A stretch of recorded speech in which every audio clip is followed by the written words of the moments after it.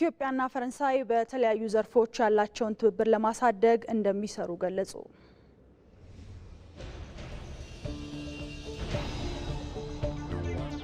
በሰላማዊ መንገድ የቀይ ባህርን አክሰስ የማድረግ ፍላጎቷን በዝርዝር ተወያይተናል። ከዚህ ቀደም በተደጋጋሚ እንዳነሳ ነው 130 ሚሊዮን ሕዝብ ያላት ሀገር፣ ኢኮኖሚያ በፍጥነት እያደገ ያለች ሀገር ተጨማሪ አክሰስ የሚያስፈልጋት ሀገር በዓለም ሕግ በሰላማዊ መንገድ በዲፕሎማሲያዊ መንገድ እንደ ፈረንሳይ ያሉ ወዳጅ ሀገራት ተጠቅመን የምናገኝበት መንገድ ላይ የእሳቸው ጠንካራ ድጋፍ እንዳይለየን የቀረበላቸውን ጥያቄ እሳቸውም በአክብሮት ተቀብለዋል። ለዚህም ከፍተኛ ምስጋና ያለን ሲሆን መላው የኢትዮጵያ ሕዝብ እና መንግስት ከፈረንሳይና ከፕሬዝዳንት ኢማኑኤል ማክሮን በዚህ ረገድ የሚጨበጥ ውጤት የሚጠብቅ መሆኑን ከወዲሁ ልገልጽ እፈልጋለሁ። በቱርክ ከሶማሊያው ፕሬዝዳንት ጋር የሰላም ንግግር መደረጉ በእጅጉ አደንቃለሁ። ይህ ሰላማዊ ሂደት የሚደገፍ ነው። ጠቅላይ ሚኒስትር አብይ አህመድ ያነሱት የባህር በር መኖር አስፈላጊነት ትክክለኛ ጥያቄ ነው። ፈረንሳይ ባላት አቅም ይህንን ማመቻቸት ትፈልጋለች። ከጎረቤት ሀገራት ጋር በሚደረጉ ውይይቶችና የዓለም አቀፍ ሕጎችን ባከበረ መልኩ ያለውን እንቅስቃሴ መደገፍ እንፈልጋለን።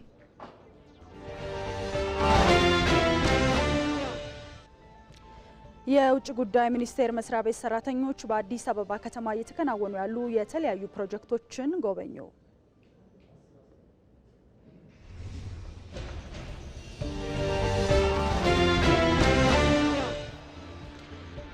የኢትዮጵያ አትሌቲክስ ፌዴሬሽን ፕሬዝዳንታዊ ምርጫ እየተካሄደ ነው።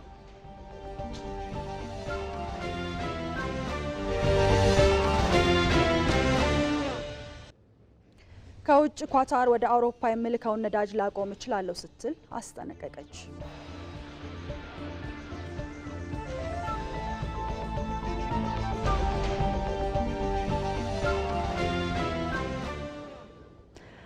ጤና ይስጥልን ተመልካቾቻችን፣ እንደምንላችኋል። 7 ሰዓት ሆኗል። ከኢትዮጵያ ቴሌቪዥን የሰዓቱን ዜናዎች ወደ እናንተ እናደርሳለን። ከዜናዎቹ ጋር ኤልሻዳይ ወንድማገኝ ነው። በተጨማሪም ደግሞ በደቡብ ኢትዮጵያ ክልል የሚገኘው ኢቢሲ ሶዶ ስቱዲዮ የሚገኘው ደግሞ ሪፖርተራችን ቶክሮች ወደ ኋላ ላይ ዜናዎችን የሚያጋራን ይሆናል።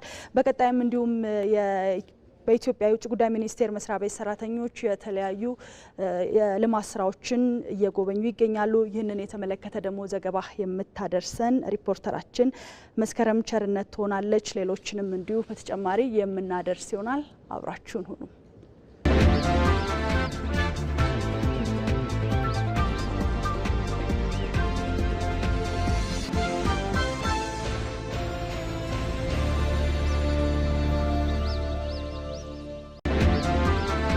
ተመልካቾቻችን ዜናዎቻችንን በዚህ መልክ ጀምረናል። ወደ ቀዳሚ ዜና አልፋለሁ።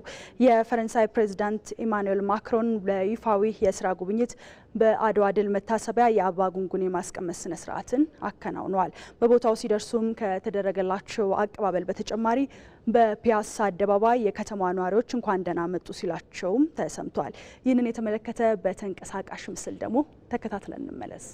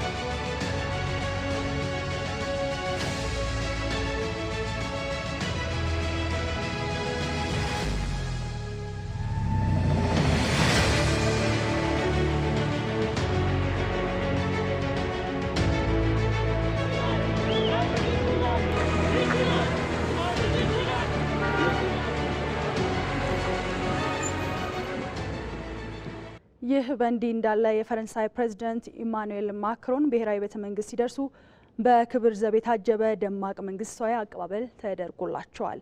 አቀባበሉን ተከታትለን እንመለስ።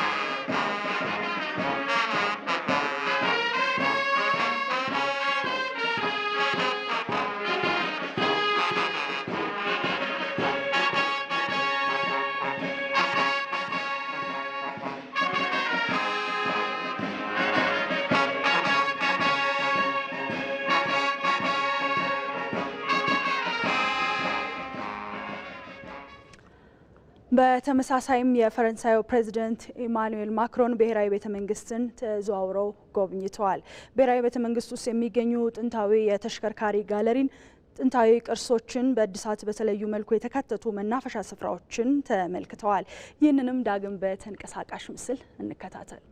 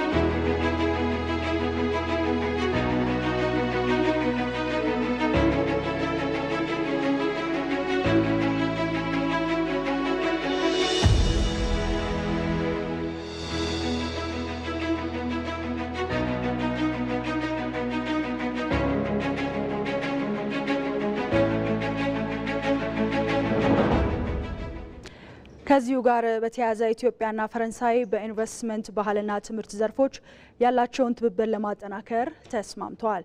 ጠቅላይ ሚኒስትር አብይ አህመድና የፈረንሳይ ፕሬዚደንት ኢማኑኤል ማክሮን ሰፊ መጠነ ራዕይ ባላቸው የሁለትዮሽና ባለብዙ ወገን ጉዳዮች ላይ ኢትዮጵያና ፈረንሳይ በጋራ መስራት በሚያስችላቸው ጉዳዮች ላይ የመከሩ ሲሆን በተለያዩ ዘርፎች የመግባቢያ ስምምነትን ተፈራርመዋል። በኢትዮጵያ በኩል የጋራ መግባቢያ ስምምነት የገንዘብ ሚኒስትሩ አህመድ ሽዴ ፈርመዋል።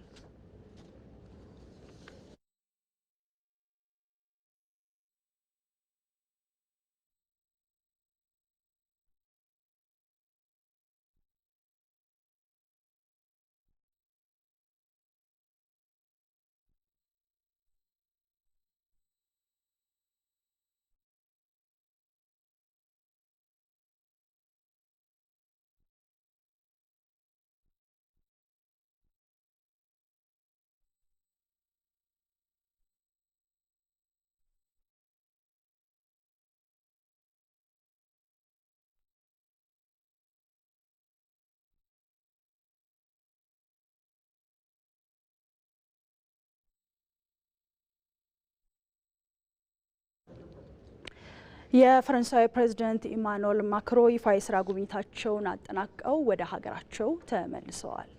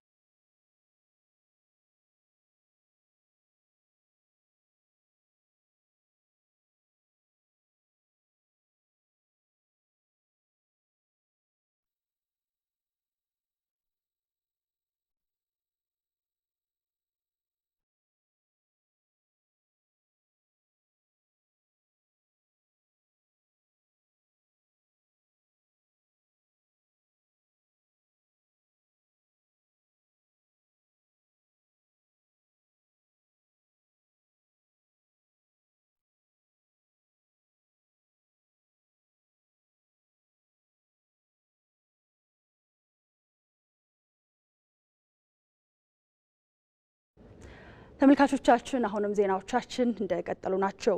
ኢትዮጵያና ፈረንሳይ በጋራ ለመስራት ተስማምተዋል። ይህን ጉዳይ ደግሞ የተመለከተው አባዲ ወይናይ ነው። ተከታትለን እንመለስ። ጠቅላይ ሚኒስትር አብይ አህመድ ይፋዊ የስራ ጉብኝት ካካሄዱት የፈረንሳይ ፕሬዝዳንት ኢማኑኤል ማክሮን ጋር በተለያዩ ጉዳዮች ላይ ውይይት አካሂደዋል። ፈረንሳይ በተለያዩ ዘርፎች ከኢትዮጵያ ጋር በአጋርነት እየሰራች ስለመሆኑ ተጠቅሷል። አሁን ላይ ፈረንሳይ በላሊበላ ውቅር አብያተ ክርስቲያናትና በብሔራዊ ቤተ መንግስት እድሳት ላይ ተሳትፎ እያደረገች ነው። ጠቅላይ ሚኒስትር አብይ አህመድ ከፕሬዝዳንት ኢማኑኤል ማክሮን ጋር በጋራ በሰጡት መግለጫ ጉብኝቱ በትብብር የሚከናወኑ ስራዎች የደረሱበትን ለመገምገም ያስቻለ እንደነበር ጠቁመዋል። በነበረን ቆይታ እኔና ወዳጄ ፕሬዝዳንት ኢማኑኤል ማክሮን ኢትዮጵያ ውስጥ በሚሰሩ ስራዎች ዋና ዋና ስራዎች የፈረንሳይ መንግስት የእሳቸውን በግል ድጋፍ ያለባቸውን ስራዎች ለመገምገም እና ይህንንም ፓላስ የደረሰበትን ደረጃ ለማየት እድል አግኝተናል። ይህ ፓላስ የዛሬ 5 ዓመት ፕሬዝዳንት ኢማኑኤል ማክሮን ሲመጡ አሁን ያለውን መልክና ቅርጽ የያዘ አልነበረም። ያኔ ካዩ በኋላ የኛን መንግስት ለማገዝና ይህ ፓላስ አሁን ወዳለበት ደረጃ እንዲደርስ አንበሳውን ድርሻ የሚወስዱት ፕሬዝዳንት ኢማኑኤል ማክሮን ናቸው። ፕሬዝዳንት ኢማኑኤል በዚህ ቤተ መንግስት ብቻ ሳይሆን የላሊበላን ውቅር አብያተ ክርስቲያናት እዛ ያሉትን አጠቃላይ ስራዎችና አካባቢውን ጨምሮ ለማደስና ወደሚገባው ደረጃ ለማምጣት የፋይናንስ እና የቴክኒክ ድጋፍ አድርገውልናል። ስራው 50% ገደማ ላይ ይገኛል። ቀሪውን ስራ በሚቀጥሉት ጊዜያት በማጠናቀቅ እሱንም እንደዚሁ ጨርሰን ለማየት ዝግጁ መሆናችንን ተግባብተናል። ኢትዮጵያ ባከናወነችው የኢኮኖሚ ማሻሻያ ፈረንሳይ ላደረገችው ድጋፍ ምስጋናቸውን ያቀረቡት ጠቅላይ ሚኒስትር አብይ አህመድ በቀጣይ ድጋፉ ተጠናክሮ እንዲቀጥል ጠይቀዋል። በቅርቡ ኢትዮጵያ ያካሄደችው የኢኮኖሚክ ኦፕን አፕ ኢኮኖሚክ ሪፎርም ፈረንሳይ እና ቻይና ኮቼር የሚያደርጉት ፕሮግራም ነው። ይህ ፕሮግራም እንዲሳካ ፕሬዚዳንት ኢማኑኤል በጣም ከፍተኛ ሰፖርት ለሪፎርሙና ለኢትዮጵያ አድርገዋል። ለዚህም ከፍተኛ ምስጋና ይገባቸዋል። በቀጥታ የፈረንሳይ መንግስት የሚያደርግልን ድጋፍ ብቻ ሳይሆን በኢዩ እና በአይኤምኤፍ መድረክም የፈረንሳይ ድጋፍ አይተኬ ነበርና ለዚህም ከፍተኛ ምስጋና ያለን መሆኑንና ወደፊትም ድጋፋችሁ እንዳይለየን ማለት ወዳለው ጠቅላይ ሚኒስትር አብይ አህመድ ኢትዮጵያ በሰላማዊ መንገድ የቀይ ባህር ተጠቃሚ ለመሆን የምታደርገውን ጥረት ፈረንሳይ እንደምትደግፍ ማብራርተዋል። ኢትዮጵያ በሰላማዊ መንገድ የቀይ ባህርን አክሰስ የማድረግ ፍላጎቷን በዝርዝር ተወያይተናል። ከዚህ ቀደም በተደጋጋሚ እንዳነሳ ነው 130 ሚሊዮን ህዝብ ያላት ሀገር፣ ኢኮኖሚያ በፍጥነት እያደገ ያለች ሀገር ተጨማሪ አክሰስ የሚያስፈልጋት ሀገር በዓለም ህግ በሰላማዊ መንገድ በዲፕሎማሲያዊ መንገድ እንደ ፈረንሳይ ያሉ ወዳጅ ሀገራት ተጠቅመን የምናገኝበት መንገድ ላይ የእሳቸው ጠንካራ ድጋፍ እንዳይለየን የቀረበላቸውን ጥያቄ እሳቸውም በአክብሮት ተቀብሏል። ለዚህም ከፍተኛ ምስጋና ያለን ሲሆን መላው የኢትዮጵያ ህዝብ እና መንግስት ከፈረንሳይና ከፕሬዝዳንት ኢማኑኤል ማክሮን በዚህ ረገድ የሚጨበጥ ውጤት የሚጠብቅ መሆኑን ከወዲሁ ልገልጽ እፈልጋለሁ። የፈረንሳዩ ፕሬዝዳንት ኢማኑኤል ማክሮን ሀገራቸው በኢትዮጵያ ቅርስ ጥበቃ ስራዎች ላይ ተሳትፎ በማድረጓ ኩራት እንደሚሰማቸው ተናግረዋል። Merci beaucoup pour vos mots, Monsieur le Premier ministre. Très cher ami. ተመልሰን ወደ ኢትዮጵያ በመምጣታችን ታላቅ ደስታ ነው የሚሰማን። የሁለትዮሽ ታሪካችን ረጅም ዓመታትን ያስቆጠረ ነው። ይህ ጉብኝት ለእኔ ለሁለተኛ ጊዜ ነው። በመጀመሪያው ጉብኝቴ ትልልቅ ስራዎች እንደምንሰራ ተነጋግረን ነበር። በላሊበላም ስራዎችን ለመስራት ተነጋግረን ነበር። ይህ ስራም በዓለም የመጀመሪያው ሊባል በሚችል ሁኔታ የተለየ ትብብር ሲሆን በሚቀጥሉት ወራትም የሚጠናቀቅ ይሆናል። ለፈረንሳይም ይህ ስራና ቅርስ መጠበቅ ታላቅ ስራ ነው። በብሔራዊ ቤተ መንግስት እድሳት ላይ የተሰራው ስራ ትልቅ ስራ ነው። በዚህ ስራ ለተሳተፉት ሁሉ ምስጋናዬን አቀርባለሁ። ኢትዮጵያ በሰላማዊ መንገድ የምታቀርበውን የባህር በር የማግኘት ጥያቄም ሀገራቸው የበኩሏን ድጋፍ እንደምታደርግ ፕሬዝዳንት ኢማኑኤል ማክሮን ገልጸዋል። በቱርክ ከሶማሊያው ፕሬዝዳንት ጋር የሰላም ንግግር መደረጉ በእጅጉ አደንቃለሁ። ይህ ሰላማዊ ሂደት የሚደገፍ ነው። ጠቅላይ ሚኒስትር አብይ አህመድ ያነሱት የባህር በር መኖር አስፈላጊነት ትክክለኛ ጥያቄ ነው። ፈረንሳይ ባላት አቅም ይህንን ማመቻቸት ትፈልጋለች። ከጎረቤት ሀገራት ጋር በሚደረጉ ውይይቶችና የዓለም አቀፍ ሕጎችን ባከበረ መልኩ ያለውን እንቅስቃሴ መደገፍ እንፈልጋለን። ፈረንሳይ ከኢትዮጵያ ጋር በተለያዩ ዘርፎች ላይ የምትሰራውን ስራ አጠናክራ እንደምትቀጥልም ተገልጿል። የኢትዮጵያና ፈረንሳይ ወዳጅነት በጠንካራ ልማት ትብብር ምዕተ ዓመትን ተሻግሯል ሲሉ ምክትል ጠቅላይ ሚኒስትር ተመስገን ጥሩነህ ገለጹ። ምክትል ጠቅላይ ሚኒስትሩ በማህበራዊ ትስስር ገጻቸው በኢትዮጵያ የተገኘው ማህበራዊና ኢኮኖሚያዊ ስኬቶችን ለማስጠበቅ ቀጣይነት ያለው ድጋፍና ትብብር ከሚያደርጉልን ወዳጅ ሀገራት አንዷ ፈረንሳይ ናት ብለዋል። የፈረንሳዩ ፕሬዝዳንት ኢማኑኤል ማክሮን ወደ ኢትዮጵያ መምጣት ይህ ዲፕሎማሲያዊ ትብብር ተጠናክሮ እንደሚቀጥል አንዱ ማሳያ ነው ብለዋል። የፈረንሳይ መንግስት በላሊበላ ውቅር አብያተ ክርስቲያናትና በኢዮቤልዩ ቤተ መንግስት እድሳት ላደረጉልን ድጋፍ ምስጋናችን የላቀ ነው ሲሉም ጠቅሰዋል።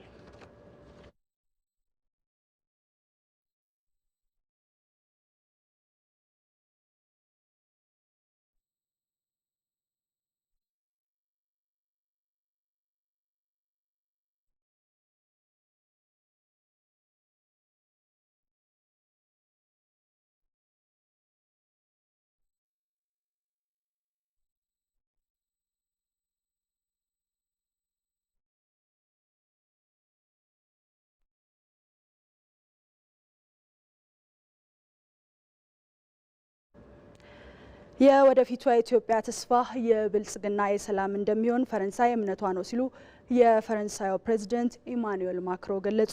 ፕሬዝዳንት ኢማኑኤል ማክሮን በኢትዮጵያ የነበራቸውን ይፋዊ የስራ ጉብኝት አጠናቀው ወደ ሀገራቸው ተመልሰዋል። ፕሬዝዳንቱ ጉብኝቱን አስመልክቶ በኤክስ ገጻቸው በአማርኛ ቋንቋ ባጋሩት መልእክት ኢትዮጵያ ለሰው ልጅ መገኛ የመጀመሪያው አሻራ ያላት ሀገር ናት ብለዋል። በሁለቱ ሀገሮች መካከል ያለው ግንኙነት በታሪክ ሂደትና በትላልቅ የጋራ ፕሮጀክቶች ላይ የተመሰረተ መሆኑን ገልጸዋል።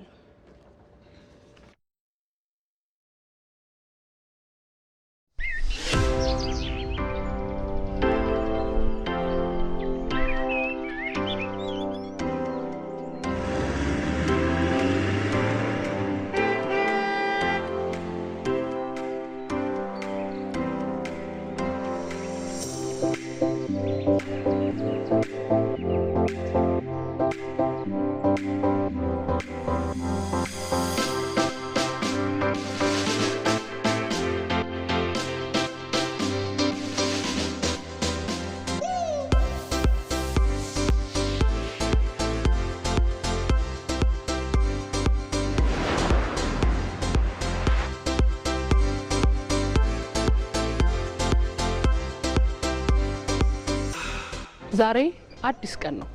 አዲስ ቀን ከሰኞ እስከ አርብ ከ1 ሰዓት እስከ 3 ሰዓት ይጠብቃችኋል። ኢቢሲ ወደ ይዘት በተሰኘው አዲሱ የማሻሻያ ስራ በአዲስ አቀራረብ በአዲስ ይዘት ወደ እናንተ ከሚደርሱት የዜና ወዳዎቻችን መካከል ኢቲቪ አዲስ ቀን ይገኙበታል። ኢቲቪ አዲስ ቀን። የተከበራችሁ ተመልካቾቻችን ዜናዎቻችን አሁንም እንደቀጠሉ ናቸው። ወደ ቀጣዩ ዜና እናልፋለን። የኢትዮጵያ አትሌቲክስ ፌዴሬሽን ፕሬዝዳንታዊ ምርጫ ከሰዓታት በፊት ሲካሄድ ነበረ። በዚህም አትሌት ስለሺ ስህን የኢትዮጵያ አትሌቲክስ ፌዴሬሽን ፕሬዝዳንት ሆነው ተመርጠዋል። ይህንን የተመለከተ ደግሞ ጉዳዩን ሊነግረን ባልደረባችን ሀብታሙ ካሴ በቀጥታ መስመራችን ላይ ይገኛል። እንደምን ውለሃል ሀብታሙ? እስቲ የዛሬው የምርጫ ሂደት ምን እንደሚመስል ለተመልካቾቻችን አጋራል። ኤልሻዳይ እጅግ አድርጌ አመሰግናለሁ። እንግዲህ የኢትዮጵያ አትሌቲክስ ፌዴሬሽን ቀጣዮቹን 4 ዓመታት ማን ይመራል? በቀጣዮቹ 4 ዓመታት የኢትዮጵያ አትሌቲክስ ፌዴሬሽን መዳረሻው የት ይሆናል? ለዚህ ደግሞ አመራሩ ከዚህ ቀደም ብዙ ጥያቄዎች ይነሱበት ነበር። ያንን የሚቀርፍ መሪ ያስፈልጋል በሚል የኢትዮጵያ ብሮድካስቲንግ ኮርፖሬሽንም ኢቢሲ ወደ ይዘት በሚል መርሁ የስፖርት ጉዳዮችን በስፋት ሲያስቃኝ ነበር። በተለይ ደግሞ የስፖርት አመራሮች በጣም ሀሳባውያን መሪዎች ወደ መድረክ መምጣት አለባቸው በሚል ሀሳቦችን ሲያነሳ ቆይቷል። በዛሬው ዕለትም እንግዲህ 28ኛው መደበኛ ጠቅላላ ጉባኤ ከትናንት ጀምሮ ሲከናወን ቆይቶ ዛሬ አዲሱን የኢትዮጵያ አትሌቲክስ ፌዴሬሽን ፕሬዝዳንት መርጧል። 6 እጩ ተወዳዳሪዎች ነበሩ። ኮማንደር አትሌት ስለሺ ስህን፣ አትሌት ገብረ እግዚአብሔር ገብረ ማርያም፣ አቶ ዱቤ ጁሎ፣ ኮማንደር ግርማ ሪሳሎፒዮ እና አቶ ያየህ አዲስ ተወዳዳሪዎች ነበሩ። በዚህ መሰረት ከነበረው 27 ድምጽ ይቅርታ ተመልካቾች ከነበሩት 27 ድምጾች ኮማንደር አትሌት ስለሺ ስህን 11 ድምጾችን አግኝቶ በቀጥታ የቀጣዩ የኢትዮጵያ አትሌቲክስ ፌዴሬሽን ፕሬዝዳንት ሆኖ ተመርጧል። ገብረ እግዚአብሔር ገብረ ማርያም ደግሞ 9 ድምጾችን በማግኘት ሁለተኛ ሆኖ ነው ያጠናቀቀው። አቶ ያየ አዲስ 4 ድምጾችን በማግኘት 3ኛ ደረጃን ይዘው አጠናቀዋል። ኮማንደር ግርማና ደግሞ ሪሳሎፒዮ አንዳንድ ድምጽ አግኝተዋል። አቶ ዱቤ ጁሎ ምንም አይነት ድምጽ አላገኙም። በዚህ መሰረት እንግዲህ ኮማንደር አትሌት ስለሺ ስህን በቀጣዮቹ 4 ዓመታት የኢትዮጵያን አትሌቲክስ እንዲመሩ የተመረጡ መሆኑን እንግዲህ ቀደም ሲል ከደቂቃዎች በፊት በጉባኤተኞቹ 11 ድምጽ አግኝተው ተመርጠዋል። በገብረ እግዚአብሔርና በአትሌት ስለሺ ስህን መካከል የነበረው ፍክክርም እንግዲህ በድምጽ ቆጠራው ላይ የጉባኤተኛውን ቀልብ የሳበ ጉዳይ ነበረ። ለማንኛውም እንግዲህ በአሁኑ ሰዓት ደግሞ የስራ አስፈጻሚዎች ምርጫ ይከናወናል። 9 አጠቃላይ አሁን ፕሬዝዳንት ስለተመረጠ 8 የሚመረጡ ይሆናል። 2 የኢትዮጵያ አትሌቶች ማህበር ድምጽ ነው ያለው። እንግዲህ 11 የስራ አስፈጻሚዎች ጠቅላላ ስላሉት ማለት ነው። ዛሬ ጠዋት ላይ በነበረው እንግዲህ በኢትዮጵያ ቴሌቪዥንም ሲያጋረው እንደነበረው ኮማንደር አትሌት ስለሺ ስህን የኢትዮጵያ አትሌቲክስ ፌዴሬሽን ፕሬዝዳንት ሁኜ ብመረጥ ምን ልሰራ እችላለሁ ብሎ ሀሳቡን እንግዲህ ለሚዲያ አጋርቶ ነበር፣ ለኢትዮጵያ ቴሌቪዥን ማለት ነው። አንደኛው ብሔራዊ ቡድን ጥያቄ ይነሳ ነበር። እሱን እመልሳለሁ፣ ወደ ቀደመ ክብሩ ወደ ቀደመ ቦታው እመልሳለሁ፣ ብሔራዊ ቡድን እመርጣለሁ። ምርጫ ላይ የሚነሱ ህገወጥ ነገሮችን በሙሉ በመመሪያና በአሰራር ስርዓት መሰረት እንደገና አስተካክላለሁ። ከዛ ውጭ ግን የኢትዮጵያ አትሌቲክስ ፌዴሬሽን ሪፎርም ያስፈልገዋል የሚል ሀሳብንም አንስቶ ነበር። እንግዲህ ሪፎርሙ ከዛሬ የሚጀምር ይሆናል። የመጀመሪያ የ100 ቀናት እቅዳቸውንም እንግዲህ ለኢትዮጵያ ቴሌቪዥን ባጋሩበት ሰዓት አደረጃጀት፣ ሪፎርም፣ ብሔራዊ ቡድን፣ አጠቃላይ ደግሞ የማዘውተሪያ ስፍራዎች ላይ ትኩረት አድርጌ እሰራለሁ። ከዚህ ቀደም አትሌቲክሱ ቤቴ ነው፣ አትሌቲክሱ የተለወጥኩበት ነው። ስለዚህ አትሌቲክሱ ወደ ከፍታው እንዲመለስ እኔ እንቅልፍ የለኝም የሚል ሀሳብን ሰጥቶ ነበርና እንግዲህ ከዛሬ ጀምሮ ስራውን በአሃዱ ብሏል ማለት ነው። አሁን ከደቂቃዎች በኋላ እንግዲህ በይፋ ንግግር የሚያደርግ ይሆናል። ከዛ ቀጥሎ የሚጠበቀው አንድ ተቀዳሚ ምክትል ፕሬዝዳንት፣ ከዛ ምክትል ፕሬዝዳንት፣ አቃቤ ነዋይና 5 አባላት እንግዲህ ምርጫ የሚከናወን ይሆናል። ለዚህ ደግሞ 26 አሉ። 50% ሴቶች መሆን አለባቸው ይላል በኢትዮጵያ አትሌቲክስ ፌዴሬሽን መተዳደሪያ ደንብ መሰረት። ይህንም ለጉባኤተኛው ቀደም ሲል አስመራጭ ኮሚቴው ማብራሪያ ሰጥቶ ነበር። እስካሁን ያለው ሂደት የምርጫው ይህን ነው የሚመስለው። ነገር ግን ረፋድ ላይ አንድ የጉባኤውን ቀልብ የሳበ አንድ ትኩረት ነበር። ይኸውም ረዳት ኮሚሽነር ደራርቱ ቱሉ የኢትዮጵያ አትሌቲክስ ፌዴሬሽን የስራ አስፈጻሚ ኮሚቴ አባል እንድትሆን የቀረበው ውሳኔ ነበር። ይህ ውሳኔ የቀረበው ደግሞ በሲኤኤ ነው። ሲኤኤ ማለት የአፍሪካ አትሌቲክስ ኮንፌዴሬሽን ምክትል ፕሬዚደንት ስለነበረች በዚሁ መሰረት እንድትቀጥል ጉባኤተኛው ተጠይቆ ነበር። እንግዲህ የክርክር ሀሳቦች ተነስተዋል። በአንድ በኩል ጥሩ ነው መሆን ይችላል፣ በሌላ በኩል ደግሞ አይ መሆን የለበትም፣ ይሄ ደግሞ ከስራ አስፈጻሚ ኮሚቴ ምርጫ ማስፈጸሚያ መመሪያ መጽደቅ በኋላ የመጣ ሀሳብ ስለሆነ ይሄ ተገቢነት የለውም የሚል ሀሳቦችን ከሁለት የተለያየ ጎራ ያላቸው ሀሳቦች ነበር የተሰነዘሩት። መጨረሻ ላይ ግን ድምጽ እንዲሰጡ ይጠበቅ ነበር። ነገር ግን መድረኩን እየመሩ የነበሩት ራሳቸው ረዳት ኮሚሽነር ደራርቱ ቱሉ ስለነበሩ ማለት ነው። በዚህ ምክንያት ድምጽ እንዳይሰጥ ተደርጎ ተዘግቷል። ነገር ግን የሲኤኤ የህገ መንግስት ኮንስቲቲዩሽን ነው የሚባለውና ምንድነው የሚለውን ማየት ችለናል። በአርቲክል በአንቀጽ 919 መሰረት በተለይ በአፍሪካ አትሌቲክስ ኮንፌዴሬሽን ካውንስል ላይ መግባት የሚችለው የብሔራዊ ፌዴሬሽኖች የስራ አስፈጻሚ አባል የሆነ ነው የሚል አለ። ይህ ደግሞ ከኢትዮጵያ አትሌቲክስ ፌዴሬሽን መተዳደሪያ ደንብ አንቀጽ 15 አንጻር ትክክል አይደለም። ምክንያቱም ረዳት ኮሚሽነር ደራርቱ ቱሉ የሁለት ጊዜ የስራ ዘመኗን ጨርሳለች። አባል ካልሆነች እዚህኛዋ መካተት የለባትም የሚል ሀሳብ ቀርቦ ክርክር ተነስቶበታል። በዚህ ላይ የህግ ትርጓሜ ማስፈልጎ ስለነበረ ባለሙያዎችንም እንደዚሁ የህግ ባለሙያዎች ሀሳብ እንዲሰጡበትም ማድረግ ችለን ነበር። አይቻልም የሚል ሀሳብንም የህግ ትርጓሜ ከቀረበ በኋላ እንግዲህ ድምጽ ሳይሰጥበት ጉባኤያተኛው ሀሳቡ ተዘግቷል። መቋጫውና መዳረሻው የት ይሆናል የሚለው እንግዲህ በቀጣይ የምንመለከት ነው የሚሆነው። አሁን ባለው አንጻር እናመሰግናለን ለመረጃ።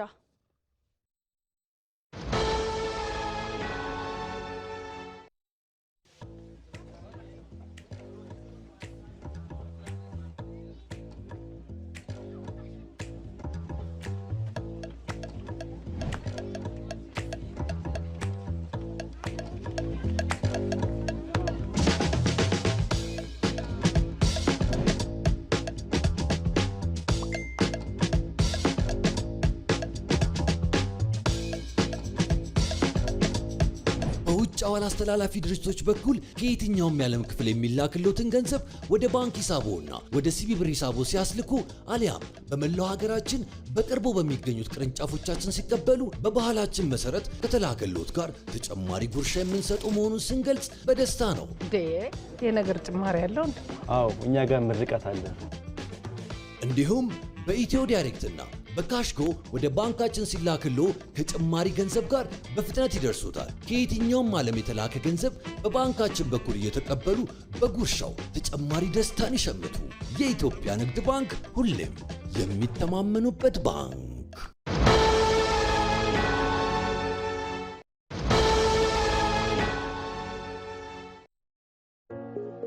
የኢንቨስትመንት ፋይናንስ በማቅረብ አስተማማኝ የልማት አጋር የሆነው የኢትዮጵያ ልማት ባንክ ተጨማሪ አገልግሎቶችን አካቶ ወደ እናንተ ቀርቧል።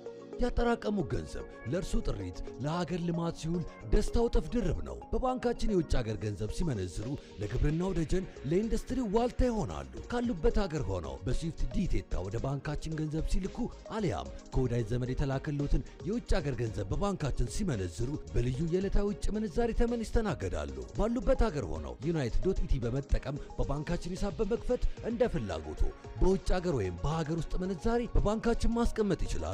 የውጭ ንግድ ወይም ኤክስፖርት ላይ የተሰማሩ ደንበኞቻችን ከፍተኛ መጠን ያለው የውጭ ምንዛሪ ሲያስገቡ በድርድር ከዕለቱ ምንዛሪ ተመን በበለጠ ግብይት እንፈጽማለን።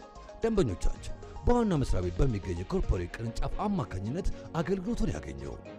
የኢትዮጵያ ልማት ባንክ የልማት አጋሮ።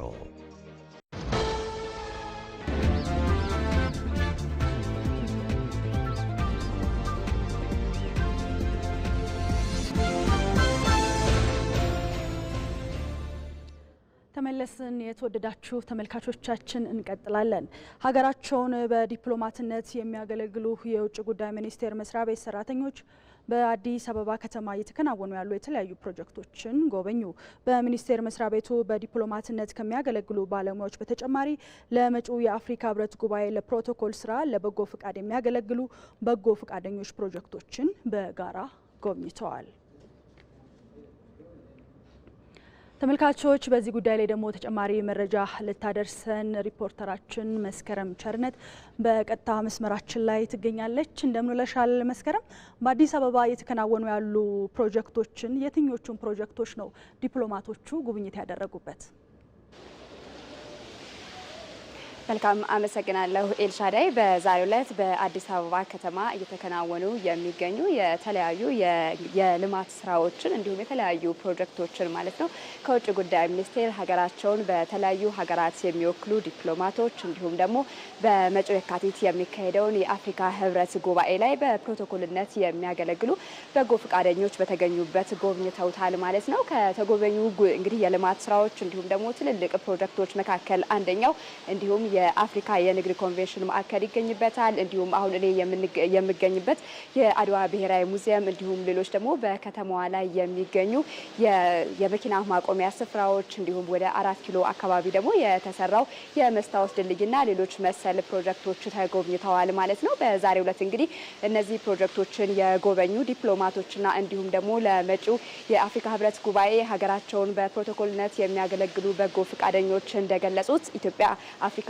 የአዲስ አበባ እንደሚታወቀው የአፍሪካ መዲና እንደሆነች ይታወቃል። በርካታ ዓለም አቀፍ መድረኮችንም የምታስተናግድ ሀገር ናት። ከአፍሪካ ህብረት ጉባኤ በዘለለ የተለያዩ ዓለም አቀፍ መድረኮችን የምታስተናግድና ከኒውዮርክ ከጄኔቫ ቀጥሎ የምትጠቀስ መዲና መሆኗ ይታወቃል። ታዲያ ይህች መዲና ከተማዋን በሚመጥን መልኩ ወይም ደግሞ ወደ ሀገሪቱ ለተለያዩ የኮንፈረንሶች የሚመጡ ጎብኚዎችን ማስተናገድ በሚያስችል አቅም እየተገነባች እንደምትገኝ ነው የገለጹት። የተጎበኙትም እነዚሁ የተለያዩ የልማት ፕሮጀክቶችና እንዲሁም መንገዶች የተሰሩ ያሉ የኮሪደር ልማት ስራዎች አሁን ላይ እንግዲህ እቺ ከተማ ቀድሞውንም የተለያዩ ዓለም አቀፍ መድረኮችን ታስተናግድ ነበረ። አሁን ደግሞ ይህንን ይበልጥ ማስተናገድ እንድትችል የሚያግዝ እንደሆነ ነው የተናገሩት ማለት ነው።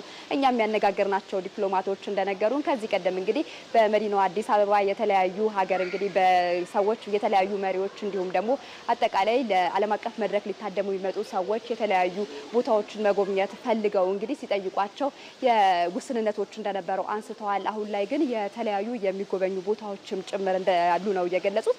ለአብነት ያህልም ከጠቀሱት መካከል እንደሚታወቀው ኢትዮጵያ የአፍሪካ እንግዲህ የነጻነት ቀንዲል ናት እንላለን። ይህንን ግን ወካይ የነበረ ነገር አልነበረም። አሁን ግን የአድዋ ድል መታሰቢያ ሙዚየም በራሱ መዘጋጀቱ ወይም ደግሞ መገንባቱ ይህንንም ያሳካ እንደሆነ ነው የገለጹት። በአጠቃላይ እንግዲህ መዲናችን አዲስ አበባ የተለያዩ ኮንፈረንሶችን እንደማስተናገዷ አሁን ላይ እየተሰሩ ያሉ ፕሮጀክቶችና የተለያዩ የልማት ስራዎች ይህንን የሚመጥንና መዲናዋ ያላትን አቅም የበልጥ የሚያሳድጉ መሆኑን ነው የገለጹት ማለት ነው። እንግዲህ ለሰዓቱ ያሉ መረጃዎች እነዚህ ናቸው። ኤልሻዳይ ባልደረባዊ መስከረም ቸርነት ለመረጃዎች እናመሰግናለን። መልካም ቀን ተመልካቾቻችን። አሁን የምናልፈው ቀጥታ እንግዲህ ወደ ደቡብ ኢትዮጵያ ክልል ወላይታ ሶዶ ኢቢሲ ስቱዲዮ ነው የምናልፈው።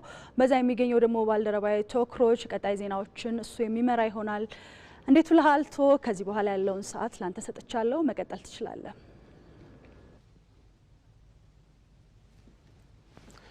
አመሰግናለሁ ኤልሻዳይ ወንድማገኝ። ጤና ይስጥልን ክቡራን ተመልካቾቻችን። በቅርቡ በተመረቀው በወላይታ ሶዶ ስቱዲዮ ዜናዎች የምናቀርብላችሁ ነው የሚሆነው። ከሰዓቱ ዜናዎች ጋር ተወክሯች ነኝ፣ አብራችሁ ቆዩን። የወላይታ ሶዶ ግብርና ኮሌጅ ከመማር ማስተማሩ ስራ ጎን ለጎን የተሻሻለ ዝርያ ያላቸው ላሞች በማርባት ህብረተሰቡን ተጠቃሚ እያደረገ ነው። ኮሌጁ የሚያከናውናቸው ሰው ተኮር ስራዎች ገበያን ከማረጋጋት አንጻር የተሻለ አስተዋጽኦ እያበረከተ ነውም ተብሏል። ሰለሞን ባረና ያቀርበዋል። ከፍተኛ የትምህርት ተቋማት ከመማር ማስተማር ስራ ጎን ለጎን ህብረተሰቡን ተጠቃሚ የሚያደርጉ ተግባራት እንዲያከናውኑ ኃላፊነት ተጥሎባቸዋል። የወላይታ ሶዶ ግብርና ኮሌጅም ይህንኑን ተልዕኮ ለማሳካት የሚያግዙ በተለይም በእርባታ ስራዎች ላይ ህብረተሰቡን ተጠቃሚ ያደረጉ በርካታ ስራዎች በመስራት ላይ ይገኛል። የተሻሻሉ ዝርያ ያላቸው ላሞች እንዲሁም ዶሮዎች በማርባት ህብረተሰቡ የምርቱ ተጠቃሚ እንዲሆን አስችሏል። ወተት አሁን እኔ በዚህ ሰዓት ከዚህ ገዝቼ እየሄድኩኝ ነው። ወተቱ ውጪ ላይ ከምናገኘው ሂሳብ ይልቅ አሁን እዚህ በቅናሽ ነው፣ በቅናሽ ብር ነው ገዝተን እየተጠቀምን ያለ ነው። በተለይም አሁን ልጆች ያለን ሰዎች ወተቱን በቅናሽ አግኝተን ውጪ ቢሆን ወተት ማጠጣት አንችልም ነበር። ስለዚህ ኮሌጁ በሰጠን እድል በቀላል ሂሳብ ወተቱን ገዝተን ለልጆቻችን እያጠጣን እንገኛለን ማለት ነው። እንቁላልም ሆነ ወተትም ሆነ ሌሎችንም ምርቶች በቅዳሜም ገበያ እያቀረበ ስለሆነ በአካባቢ ላይ ያለውን የገበያ ሁኔታን ለማሻሻል በጣም በከፍተኛ አስተዋጽኦ ኮሌጁ እየሰራ በመሆኑ በጣም ኮሌጁን እናመሰግናለን። ዋጋውንም በጣም እያረጋጋ ይገኛል። ኮሌጁ የሚያከናውናቸው ሰው ተኮር ስራዎች ህብረተሰቡን ተጠቃሚ ከማድረግ ጎን ለጎን ተማሪዎችም በተግባር የተደገፈ ትምህርት እንዲቀስሙ ምቹ ሁኔታን ፈጥሮላቸዋል። ኮሌጁ ውስጥ የሚማሩ ተማሪዎች የተግባር ትምህርታቸው ነው ጠቅላላ የሚወስዱት እዚህ ፋርም ውስጥ ነው። የትምህርት ካሪኩለሙ በሚፈቅደው መሰረት እያንዳንዱን ነገር በተግባር አይተው በተግባር ነክተው የሚማሩበት ነው። በኮሌጁ የወተት ምርታማነትን ከፍ ለማድረግ የሚያስችል የመኖ ዝግጅትና አቅርቦት ስራዎች በግቢ ውስጥ እየተከናወነ ይገኛል።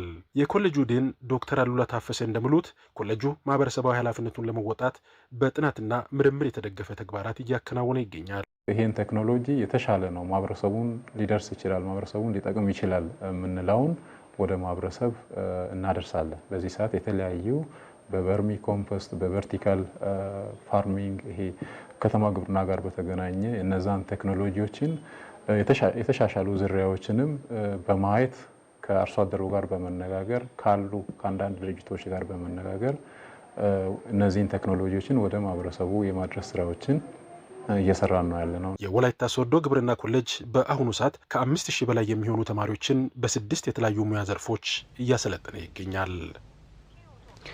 በኢፌዴሪ የሕዝብ ተወካዮች ምክር ቤት የጤና የማህበራዊ ልማት የባህልና ስፖርት ጉዳዮች ቋሚ ኮሚቴ በደቡብ ኢትዮጵያ ክልል በተመረጡ ዞኖች ባደረገው የመስክ ምልከታ ዙሪያ ለሚመለከታቸው አካላት ግብረ መልስ ሰጠ። የቋሚ ኮሚቴ ሰብሳቢ ወይዘሮ እታፈረው ሞታ በመስክ ምልከታ ወቅት በጥንካሬም ሆነ በጉድለት የሚነሱ በርካታ ጉዳዮች መኖራቸውን ገልጿል። ቋሚ ኮሚቴ አባላት በሰጡት ግብረ መልስ መሰረት በክልሉ የሄዱባቸው አካባቢዎች በጉድለት ከተነሱ ጉዳዮች መካከል ከጤና አገልግሎት አሰጣጥ፣ ከህገወጥ የወጣቶች ፍልሰት፣ ከስፖርት ማዘውተሪያ ስፍራ ህንፃ አዋጁን ጠብቆ ከመገንባት፣ ከመጤ ባህልና ከሌሎች ጋር ተያይዘው የሚነሱ ነገሮች መኖራቸውንም ተመላክቷል።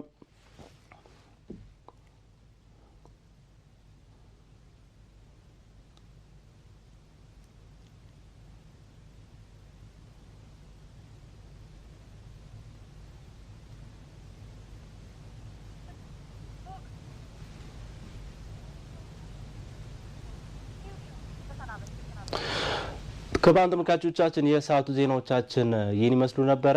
ወደ ዋናው ስቱዲዮ ልመልሳችሁ። ቶክሮች ስላደረስከን ዜናዎች እናመሰግናለን። ከወላይታ ኢቢሲ ስቱዲዮ እናመሰግናለን። መልካም ቀን ይሁንልህ። ወደ ሌላው ዜና እናልፋለን። አሁን ደግሞ በኦሮሚያ ክልል እየተካሄደ ባለው ሀገራዊ ምክክር የተለያዩ ባለድርሻ አካላትን ያካተተ ምክክር እየተካሄደ ነው። የዚህም የምክክር ምዕራፍ የፖለቲካ ፓርቲ ተወካዮች፣ የመንግስት ተወካዮች፣ የማህበራት ተወካዮች፣ ታዋቂና ተጽዕኖ ፈጣሪ ሰዎች፣ የሚዲያ ተወካዮች ተሳታፊዎች ናቸው። የኦሮሞ ሕዝብ ውይይት ችግሮችን የመፍታት የዳበረ ልምድ አለው ያሉት የኢትዮጵያ ሀገራዊ ምክክር ኮሚሽን ዶክተር አምባይ ኦጋቶ፣ ይህ ደግሞ ኮሚሽኑ የተሳካ ውይይት እንዲያደርግ ያግዛል ብለዋል። የኢትዮጵያ ሀገራዊ ምክክር ዋና ኮሚሽነር ፕሮፌሰር መስፍን አርአያ በበኩላቸው ሀገራዊ ምክክሩ ስኬታማ እንዲሆን ኮሚሽኑ ነጻና ገለልተኛ ሆኖ ስራውን እያከናወነ እንደሚገኝ ጠቁመዋል። እንደ ሪፖርተራችን መለሰ አምዴ ዘገባ በመድረኩ ከ1700 በላይ ባለድርሻ አካላት ወኪሎችን ጨምሮ በኦሮሚያ ክልል ታጥቀው ሲንቀሳቀሱ የነበሩና በቅርቡ ከመንግስት ጋር ስምምነት ፈጽመው የተመለሱትም በመሳተፍ ላይ ናቸው። ከውጭ ኳታር ወደ አውሮፓ የምልከውን ነዳጅ ላቆም እችላለሁ ስትል አስጠነቀቀች። የኳታር የኤነርጂ ሚኒስትሩ ሳዕድ አልካቢ ከወራት በፊት የአውሮፓ ህብረት ከሰብአዊ መብትና አካባቢ ጥበቃ ጋር የተያዘ አዲስ ህግ በማውጣቱ ሀገራቸው እዚህ ውሳኔ ላይ መድረሷን ለፋይናንሻል ታይምስ ተናግረዋል። አዲሱ ህግ የሰራተኞች መብትን አለማክበርና የአካባቢ ጥበቃን ባለመጠበቅ መንገድ የተመረቱ ምርቶችን ወደ አውሮፓ እንዳይገቡ ይከለክላል። ይህንን ህግ የማያከብሩ ድርጅቶችም ሆነ ተቋማት በአውሮፓ ገበያ ከሸጡት ምርት ውስጥ 5 በመቶውን ይቀጣሉ ተብሏል። ዘገባው የሮይተርስ ነው።